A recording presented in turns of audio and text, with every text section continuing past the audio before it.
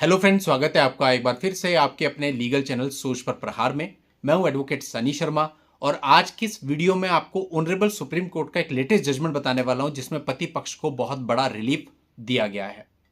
दोस्तों, आज रात को 9:30 बजे मेंबर्स के लिए लाइव स्ट्रीमिंग होगी, तो जितने भी मेंबर्स हैं अपनी अपनी क्वेरी के साथ रेडी रहना। जो लोग अभी तक मेंबर नहीं हैं और मेंबर बनना चाहते हैं वो चैनल के होम पेज पर ज्वाइन बटन पर क्लिक करके मेंबरशिप ऑप्शन ऑप्ट करके मेंबरशिप की सभी सुविधाओं का फायदा उठा सकते हैं। दोस्तों, अधिकतर ये कहा जाता है कि भाई पति पक्ष है तो उसको कोई रिलीफ नहीं होगा। कई बार ऐसा होता भी है। इवन जो मामला मैं आपको बताने वाला हूं, इस मामले में भी हाई कोर्ट से भी निराशा हाथ लगी, तभी मामला सुप्रीम कोर्ट पहुंचा। लेकिन सुप्रीम कोर्ट ने पूरे मामले को पलट दिया। यदि हार करके वो हाई कोर्ट के जजमेंट के बाद रुक जाते और वापस ट्रायल कोर्ट में चले जाते तो शायद स्थिति बिल्कुल अलग होती। और चूंकि सुप्रीम कोर्ट का जजमेंट है तो इसका फायदा ना केवल इस केस में बल्कि हर एक केस में पति पक्ष को मिलेगा। तो इसलिए मेहनत करनी पड़ती है, रिस्क लेना पड़ता है, थोड़े पैसे दांव पे लगाने पड़ते हैं। क्योंकि अब देखो, एक नॉर्मल चीज देखिए, अगर आप हाई कोर्ट में क्वेश्चन के लिए नहीं जा रहे हैं, ट्रायल कोर्ट में केस लड़ रहे हैं, तो क्या आपके पैसे नहीं लगते?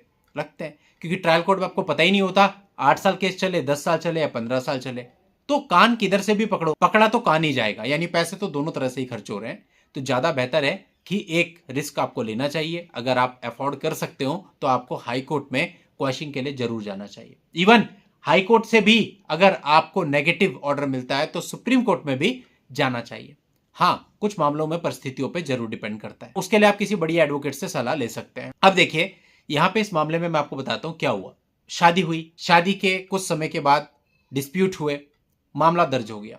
अब आप में से बहुत सारे लोग होंगे इस बात के उदाहरण जहां पर आपके ऊपर जो मामला है वो 3 साल के बाद दर्ज हुआ है। यानी पति पत्नी 3 साल से अलग रह रहे हैं, उसके बाद आपके ऊपर एफआईआर दर्ज होती है। ऐसे भी आप में से कई सारे लोग होंगे जिनके ऊपर 5 साल बाद दर्ज हुआ। ऐसे भी कई लोग होंगे जिनके ऊपर 2 साल के बाद दर्ज हुआ। यानी ये जो देरी होती है ना, ये मैटर करती है। बहुत सारे लोग जो मेरे टच में हैं पर्सनली, उन सबको पता होगा, उन सबको मैंने समझाया हुआ है और वीडियोज में भी कई बार जनरल बताया हुआ है कि देरी का मतलब आपके लिए एडवांटेज होता है और दूसरी पार्टी के लिए डिसएडवांटेज होता है। वो जितना देरी करेंगे वो आपके लिए बेहतरी बनती जाती है। तो अगर आप भी इस कैटेगरी में आते हैं कि आपके मामले में भी काफी देरी से एफआईआर दर्ज हुई है, 2 साल बाद, 3 साल बाद, 5 साल बाद या उससे भी ज्यादा देरी से, तो ये जजमेंट आपको बहुत हेल्प करेगा।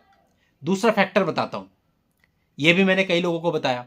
जैसे कुछ लड़के पूछते हैं, साहब अभी ऐसा ऐसा डिस्प्यूट चल रहा है तो मैं अपनी तरफ से क्या करूं, क्या मैं डाइवोर्स फाइल कर दूं? मैंने पूछा सेपरेशन को कितना टाइम हुआ? बोले 3 महीना। तो मैं कहता हूं रुक जाओ, इतनी जल्दी डाइवोर्स फाइल मत करो, क्योंकि आप डाइवोर्स फाइल करोगे तो वापसी आपके ऊपर कैसे जाएंगे। अभी उस चीज को हम थोड़ा सा होल्ड करते हैं। आप फाइल नहीं करोगे तो एक पॉसिबिलिटी है कि वो भी फाइल ना करें। ऐसे बहुत मामले होते हैं जहां साल भर बीत जाता है, ना उन्होंने फाइल किया ना आपने फाइल किया। 2 साल बीत जाते हैं, ना उन्होंने फाइल किया ना आपने फाइल किया। एंड फिर 2 साल के बाद हम आपको कहते हैं ठीक है, अभी आपके पास क्रियूल्टे का भी ग्राउंड है, डिजर्शन का भी ग्राउंड है, आपने वेट किया इतना लंबा, ये भी आपका एक फैक्टर है। इन सबको लेते हुए बढ़िया पिटीशन बनाइए, डाइवोर्स केस फाइल कर दीजिए। और अगर इस डाइवोर्स के अगेंस्ट कुछ केसेज वो आपके ऊपर करते भी हैं तो जो भी केसेज वो करेंगे वो 2 साल के डीले से दर्ज होंगे और आपके डाइवोर्स केस के बाद होंगे तो काउंटर ब्लास्ट में भी दर्ज होंगे। यहां पर दोस्तों जो मामला था, जब हाई कोर्ट में क्वेश्चन के लिए गए तो हाई कोर्ट ने पति पक्ष की पिटीशन को खारिज कर दिया, मतलब उन्हें कोई भी रिलीफ नहीं दिया। लेकिन उन लोगों ने हार नहीं मानी और इस ऑर्डर को चैलेंज किया ऑनरेबल सुप्रीम कोर्ट में। अब यहां पर सुप्रीम कोर्ट ने विशेषतः 2 बातों पर ध्यान दिया। पहला कि जो शादी है, शादी के कई सालों के बाद यह एफआईआर दर्ज कराई गई थी।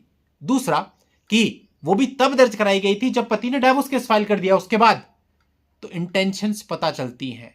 और यहां कोर्ट ने हाई कोर्ट के लिए यह भी कहा कि हाई कोर्ट को अपना ऑर्डर पास करते हुए यह देखना चाहिए था कि मैट्रिमोनियल डिस्प्यूट है और मैलाफाइड इंटेंशंस की क्या पॉसिबिलिटीज हैं, बैड इंटेंशन की क्या पॉसिबिलिटीज हैं। अब देखो, परिस्थितियां क्या कहती है कि शादी के इतने साल के बाद एफआईआर दर्ज हो रही है, वो भी डाइवोर्स केस के काउंटर में दर्ज हो रही है, तो यानी यहां पर मिसयूज की पॉसिबिलिटीज बढ़ जाती हैं। मामले की परिस्थितियां ऐसा कह रही हैं और इन्हीं चीजों को मानते हुए ऑनरेबल सुप्रीम कोर्ट ने पति पक्ष को रिलीफ दे दिया और क्वेश्चन की जो पिटीशन थी वो एक्सेप्ट कर लिया। हाई कोर्ट के ऑर्डर को पलट दिया। पति पक्ष को बहुत बड़ी राहत मिल गई। अब राहत तभी मिली जब फाइट किया। तो बहुत सारे मेरे दोस्त ऐसे हैं जो कि फाइट तो करना चाहते हैं लेकिन उससे पहले उनको एक गारंटी चाहिए होती है, भले वो वर्बल गारंटी हो, कोई दिल रखने के लिए बोल दे उनका हाँ हो जाएगा, लेकिन जब तक कोई ऐसा ना बोले उनका मन नहीं मानता। अभी रिसेंट भी मैं एक मामले में क्वेश्चन तैयार कर रहा हूँ, हमारे काफ़ी अच्छे क्लाइंट हैं, तो उनका भी कहना है कि सर आपको क्या लगता है क्या पॉसिबिलिटी है। अरे छोड़ो ना, इन सब बातों में क्या रखा है, क्या पॉसिबिलिटी है। मेन बात है कि आप उस पर एफर्ट्स कीजिए अपना बेस्ट, और फिर देखते हैं क्या होता है। अब होने को तो कोर्ट में कुछ भी हो सकता है, यहाँ पे आपको पता है ये क्वेश्चन में बहुत कम चांसेज होते हैं। 25% मामलों में ही क्वेश्चन होती होगी, 75% में रिजेक्ट होती है। अब उन 25% में अपनी तरफ से जो आप बेहतर से बेहतर कर सकते हो करो। पहले ही अपना दिमाग खराब कर लोगे कि ये हो सकता है, ये नहीं हो सकता है, इतने परेशानी में आप आ जाओगे, इतने सोच विचार ओवर थिंकिंग में आ जाओगे, तो कैसे केस को फाइट करोगे। ज़्यादा सोचना नहीं है, बस अपनी तरफ से अच्छे प्रयास करने, अच्छी ड्राफ्टिंग होनी चाहिए, अच्छे आर्ग्यूमेंट होने चाहिए, बाकी सब छोड़ देना चाहिए, जो होगा देखेंगे। रिसेंट अभी उत्तराखंड हाईकोर्ट में अप्रैल के महीने में हमारी 4 पिटीशन फाइल हुई। चारों पिटीशन में पति पक्ष का ये कहना था सर मुझे स्टे तो मिल जाएगा ना। मैंने उनमें से किसी एक को भी नहीं बोला स्टे मिल जाएगा, मैंने सबको ये बोला देखेंगे। और कमाल की बात यह है कि चारों ही पिटीशन में स्टे मिल गया पहली ही डेट पे, और सभी मामलों पे मैंने अलग अलग वीडियो भी बनाई है, इवन एक वीडियो कल ही बनाया था। और उनमें कई सारी क्वेश्चन पिटीशन ऐसी थी जो केवल पति की तरफ से थी, उसमें भी स्टे मिल गया। तो होने को कुछ भी हो जाता है, आप अपने बेस्ट एफर्ट कीजिए, बाकी छोड़ दीजिए। तो दोस्तों उम्मीद करता हूं कि आपको पूरा मामला समझ में आया होगा। इस मामले का लिंक आपको इस वीडियो के नीचे डिस्क्रिप्शन में मिल जाएगा, वहां जाके आप इस पूरे मामले को समझ सकते हैं। आज की इस वीडियो में इतना ही, नेक्स्ट वीडियो में नई जानकारी के साथ मैं आपसे फिर मिलता हूं, तब तक के लिए good bye and thank you for watching, take care.